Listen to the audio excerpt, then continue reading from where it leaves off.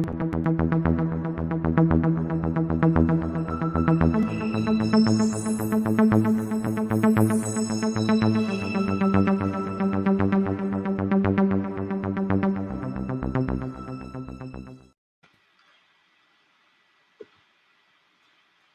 welcome to channel KT4 Local, broadcasting live on Facebook and YouTube. You can join in by sending in questions during the show. Just press the comments button on the screen. Don't forget to click the like or share buttons.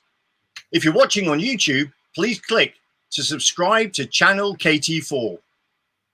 I'm delighted to welcome onto the show June Fraser, the owner of the Ginger Cat House Rescue, Refuge and ReHome Centre, based here in Worcester Park, to talk about all matters feline.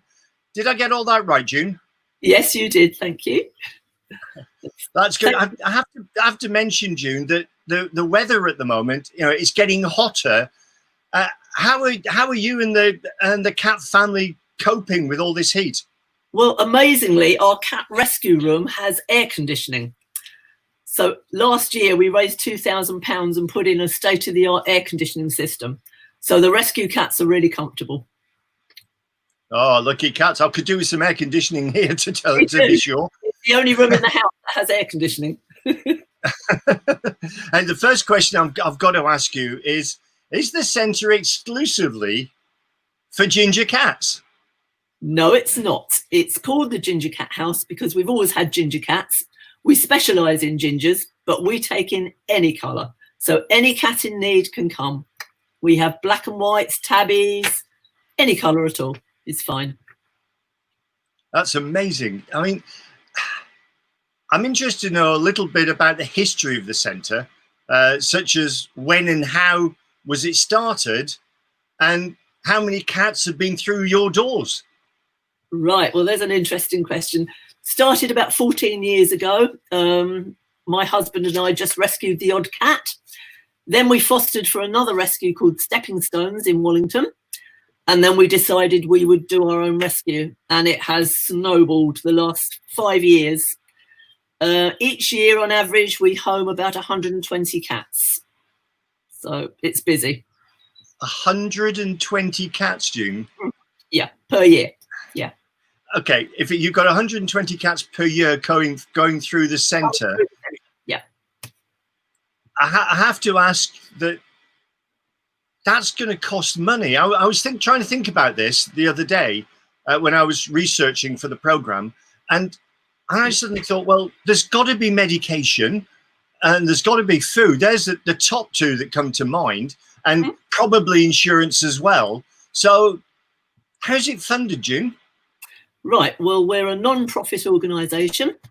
We're not a registered charity yet. We're looking into that. We rely totally on people to help us. So we have 5,000 followers on Facebook. They donate food, cat litter, all we need for the cats. When we get a really sick cat, we have to do a fundraiser. So we have to do a big appeal and hope people will pay for the vet bill. Vet bills are the big issue here. That's the biggest expense we have. But I think you also, when you talk about fundraising, in normal times, if I can use that phrase, in normal times, you're doing fetes and other ways of trying to raise some money. How are you organising that now? Well, it's a nightmare at the moment. Normally, yes, we do events at the local pub. We do car boot sales every weekend. At the moment, with lockdown, we have a plant table outside that is making about £40 a day. We're selling things online, but really we're relying on the goodwill of our followers. That is what is keeping us afloat. Well, yeah. Let's hope we get to normal times soon and you can get back to going to the pub to raise some money and doing your fetes. It really does sound quite something. Right, June, I think it's time we showed the viewers some lovely clips from your centre. It's kind of like the awe moment, I think, right? If you could give a little short description of each clip just before I show it, that would be marvellous. And I think we're going to start with who is it? Munchkin and Babies. Tell me something about this. Munchkin came into us. She was a surrender with 2 other cats, and the owners didn't realise she was pregnant. We did. and she had her beautiful babies here. They got rehomed, and then we neutered her, and she went off to a new home. Okay, so here's the clip.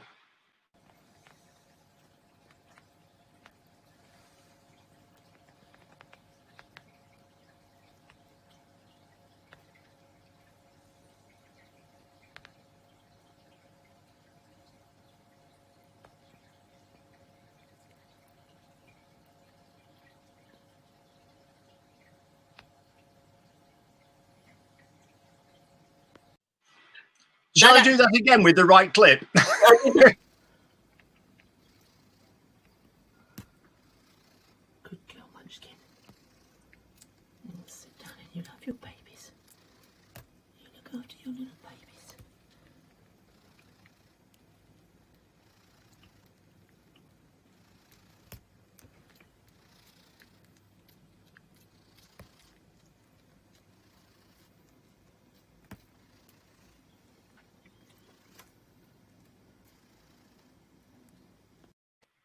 Oh, isn't that lovely? I really want one. We actually specialise in taking in pregnant cats. So I'm a cat midwife. A cat midwife. Yeah, sorry about showing the wrong clip there, but that just proves that we're actually live on air. Absolutely. Right, so we're now going to go and have a look at, this is Taz. And Taz is with an orphan, I think. Yes.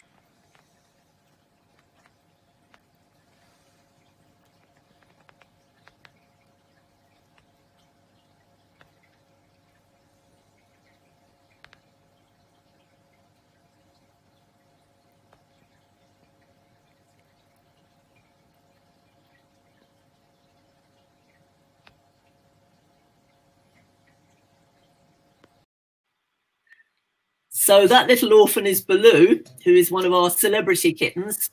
I hand raised him from 3 weeks old, and he was very ill. We nearly lost him about 3 times, but he's gone off to a new home, and he now has his own blog. So on our own Facebook page, we have Baloo's blog. People can log in and see what he's doing. Wow, that's amazing, June. Now, this is really interesting. Reading about the various bits of work that you do, and I'm learning about the work. I want to know about your therapy cats who help autistic children. I've got a bit of a clip here of one of your therapy cats, which is, I believe, Bodhi. Let me just put this up for you. Isn't that beautiful? Good boy. Bodhi.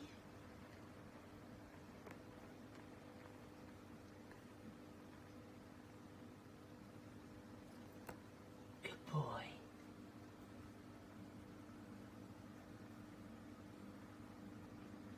You know.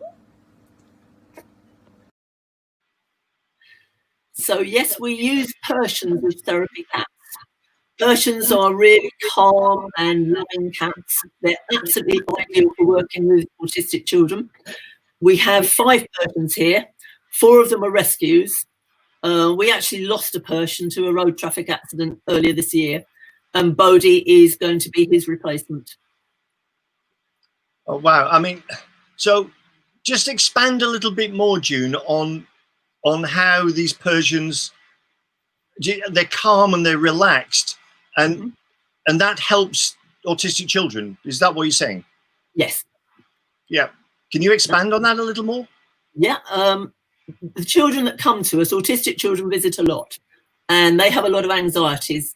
Handling the Persians, because they're so calm and so loving, really helps to improve those children's confidence. This is why we love Persians. Persians are really special cats. Yeah, it's lovely. Now, it kind of makes sense because I didn't realize that you had a lot of people coming to visit the centre as well. So that's really good. Now, I've got, this is a funny clip here, and it's Baloo, I think. And he, Baloo. I'm fishing, Mum. I'm fishing.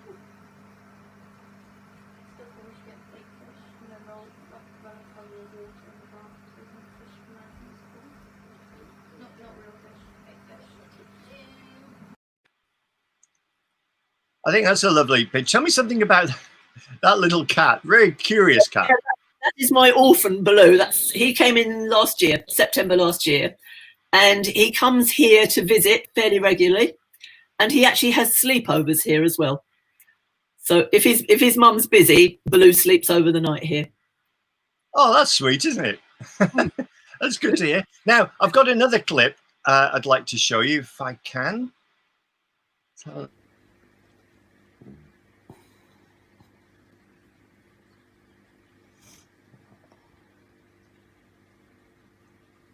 Really taking some movie. Yeah.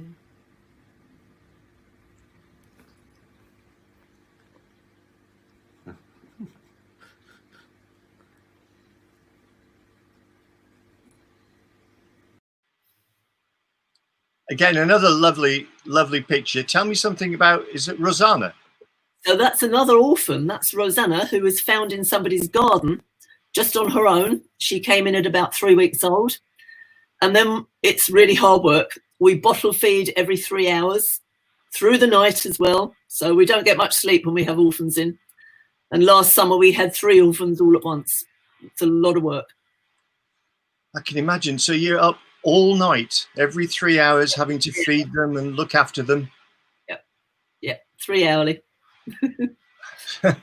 That's amazing. And in a year, how many orphans would you average expect to get in a year? Well, last year we had 3. This year, none so far, but I expect we will. I'm sure. I'm sure you probably will, unfortunately. Now, yes. I'm going to show this little clip, and it's the lovely cat Lily. And so I want you to we'll show the clip first, and then please explain a little bit about Lily for me. Hey, Lily. Hey, Lily. Hello, gorgeous. Lily. Hey, beautiful. You're such a pretty girl, Lily. Yes, you're so pretty. Good girlie.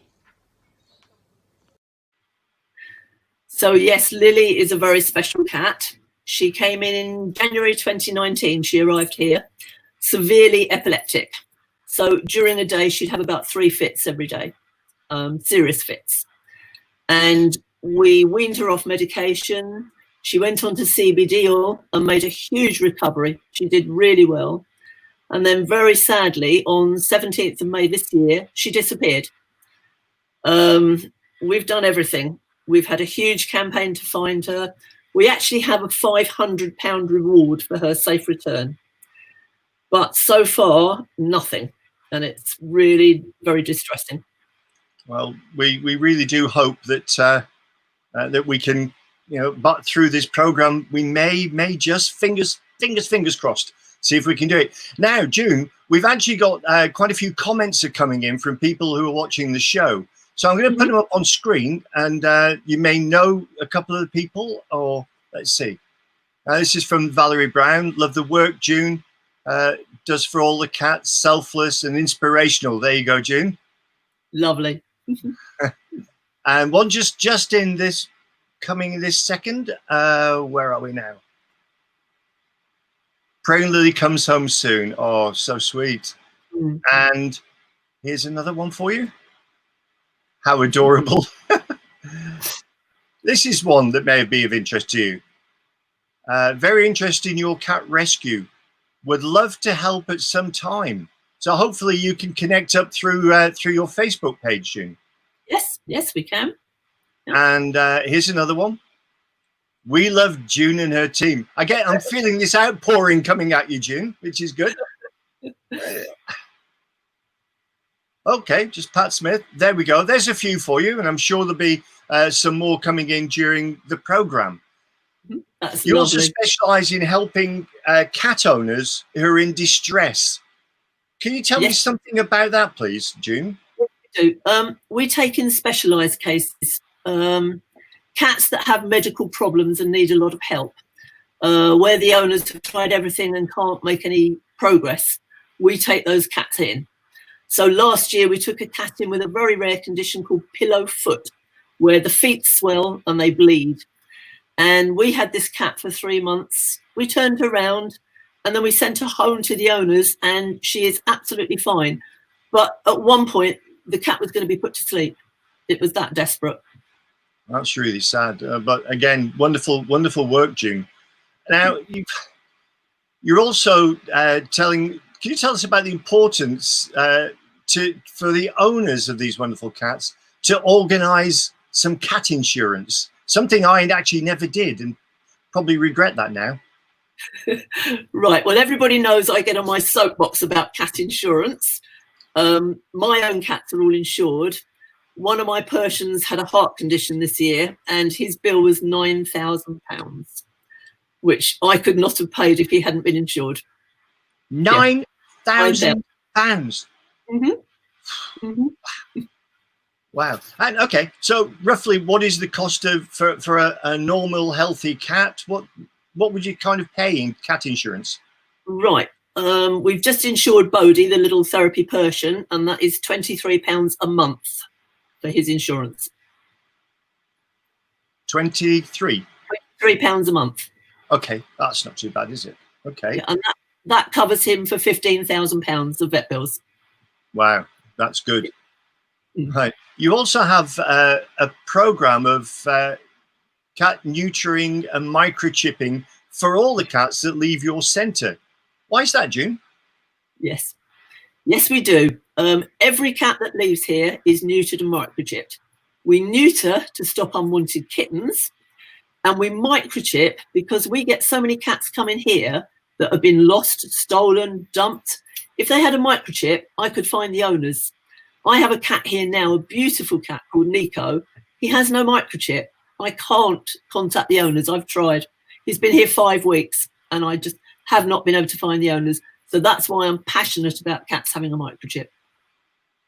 We had our lovely little Maestro. We had her microchipped, which is, I agree, very worthwhile thing to do. Now, before you go, June, I've got some pictures, again, the wow pictures. And and I want you, I'll put the picture up, and whilst the picture's on the screen, could you tell me something about each one as they come up? There's about 6, I think. But right. I'll let you have centre stage here. Here we go. Oh, well, that's Ellie Mae's birthday party. That was 2018's orphan Ellie Mae. And this is her first birthday party. We had a huge celebration in the garden. We were going to do another one this year, but COVID has stopped that this year. Okay, when I first saw this, I actually thought it was one of your garden fetes when you were doing a fundraiser. Well, it wasn't meant to be. It was meant to be a birthday party, but we did actually do some fundraising on the day. Okay, here's another one, June. Tell me something about this. Oh, this one is Millie. So Millie came to me skin and bone. She was like a walking skeleton. She was a stray. Brought in here. We didn't rehome her. She had coronavirus, believe it or not, and it took a long time to get her better. She's now a permanent resident. Yeah, there has been some talk about cats and COVID-19. Can you expand a little bit more on that? I can. We see a lot of cats come in with coronavirus. For us, it's a pretty normal thing. Probably 70% of cats have been exposed to coronavirus or are carriers of coronavirus. It's a nasty illness, it is, even in cats. Do you know something? I didn't know that, June. 70%. That's a huge amount. Yes, yeah. Okay. Here's another lovely picture. Oh, that's so sweet. That's Rosanna. That's another one of our orphans. And that picture was, we have a professional photographer comes to take pictures of the cats. And that's one of his pictures. That to me looks like the perfect Christmas card picture. That's what we use it for, yeah. Oh, there you go. The lovely, lovely picture. Here's another one, June. Oh, this is an interesting one. This is Tiger. He was brought in by a member of the public. This is this year with this terrible head wound.